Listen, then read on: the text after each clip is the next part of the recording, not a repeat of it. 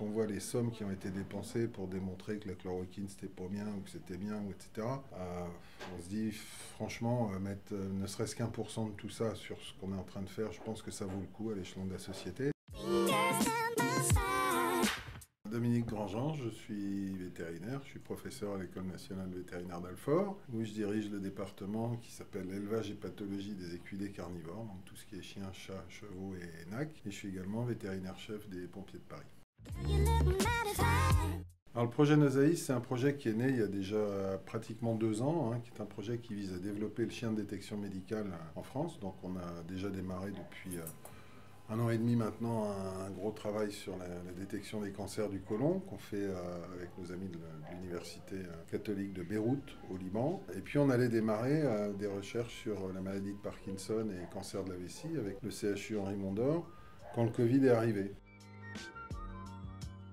L'idée est venue de 2 personnes, Riyad Sarkis, qui est un professeur de l'université de Beyrouth, qui lui avait constaté que dans les chambres des malades Covid, il y avait une odeur un petit peu différente, et puis de Clotilde Lecoq, là, qui coordonne aussi l'ensemble du projet Nosaïs, qui s'est dit finalement, voilà, on pourrait peut-être essayer, quoi. Ça s'est jamais fait, de rechercher la présence d'un virus sur un humain ou même sur un animal avec le chien. On s'est dit, on va essayer. On est parti dans cette aventure, il y avait plein de questions à se poser. D'abord, quel type de prélèvement on va prendre? On a regardé un petit peu la littérature, on s'est rendu compte que la sueur n'était pas excrétrice de virus, donc toute logique, il n'y a pas de risque de contamination ni pour les humains ni pour les chiens. Le chien n'est pas une espèce sensible, donc c'est déjà quelque chose aussi de rassurant. Ensuite, où est-ce qu'on va prélever cette sueur? Alors c'était soit sous les pieds, soit sous les aisselles, en fait concrètement, pour éviter une contamination passive. On a choisi sous les aisselles parce que la qualité de sueur n'est pas la même que celle qu'on a sous les pieds. Tout ça étant figé, il fallait trouver des supports de prélèvement. On a choisi des petits tubes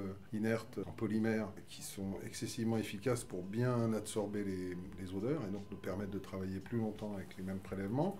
Donc après, il nous fallait trouver des chiens, et trouver des chiens, ça voulait dire chercher des structures en fait qui soient susceptibles d'être intéressées à travailler de manière bénévole sur ce projet. Donc c'était le cas des sapeurs-pompiers de Seine-et-Marne, ça a été le cas de la préfecture de police de Paris, ça a été le cas de 2 sociétés privées qui sont Sinopro Detection Dog et Diagnose, qui nous ont mis des chiens et des maîtres chiens à disposition. La première phase, c'était déjà d'essayer de voir s'il y avait une odeur spécifique au Covid-19 et si les chiens étaient susceptibles de la trouver. Ça, c'est fait. Le Covid a bien une odeur. Derrière ça, là, on est en train de terminer en fait la phase de validation, c'est-à-dire essayer de déterminer à la fois la sensibilité et la spécificité du test. En gros, c'est le pourcentage d'erreurs de faux positifs ou de faux négatifs que font les chiens. Il n'y en a vraiment pas beaucoup et donc on est sur des niveaux de sensibilité et de spécificité qui sont pratiquement supérieurs, je pense, à vue de nez à la PCR, donc qui est quand même la méthode de référence. Il y a une phase ultime qui est la mise en place au plan opérationnel, c'est-à-dire comment est-ce qu'on va procéder au plan opérationnel, est-ce qu'on le fait sur prélèvement, sur personne, etc. Et là, force est de reconnaître que le gouvernement français s'en fout complètement, alors qu'on travaille déjà avec 6 pays, pas les moindres, il y a les Émirats, il y a le Liban, il y a l'Argentine, il y a le Chili, il y a la Belgique, il y a l'Australie, qui eux suivent exactement notre protocole. Et eux, ce sont les États qui se sont impliqués là-dessus et qui pilotent et qui financent aussi la chose. Là, l'école vétérinaire d'Alfort, en termes de financement, elle n'a rien vu du tout. On a juste eu un support d'une société française qui est Royal Canin. C'est tout. Je pense d'abord parce qu'on n'a pas la culture du chien en France, pas la culture du chien utile, on a la culture du chien sur le canapé, mais on ne se rend pas compte qu'il y a des chiens qui sauvent des vies au quotidien. La deuxième chose, c'est qu'on est sur un test qui ne coûte rien et qui ne rapporte rien, donc forcément il n'y a pas de lobby derrière pour faire des pressions et essayer de faire en sorte que, quand on voit les sommes qui ont été dépensées pour démontrer que la chloroquine c'était pas bien ou que c'était bien, etc., on se dit franchement, mettre ne serait-ce qu'1% de tout ça sur ce qu'on est en train de faire, je pense que ça vaut le coup à l'échelon de la société. Là, on dérange, très clairement. Ça valait le coup d'essayer d'avoir des chiens qui soient prêts, ne serait-ce que pour diminuer un peu l'entrée de l'entonnoir en termes de tests. Les chiens peuvent être positionnés comme des pré-tests, et puis on va tester derrière que les gens qui sont positifs aux chiens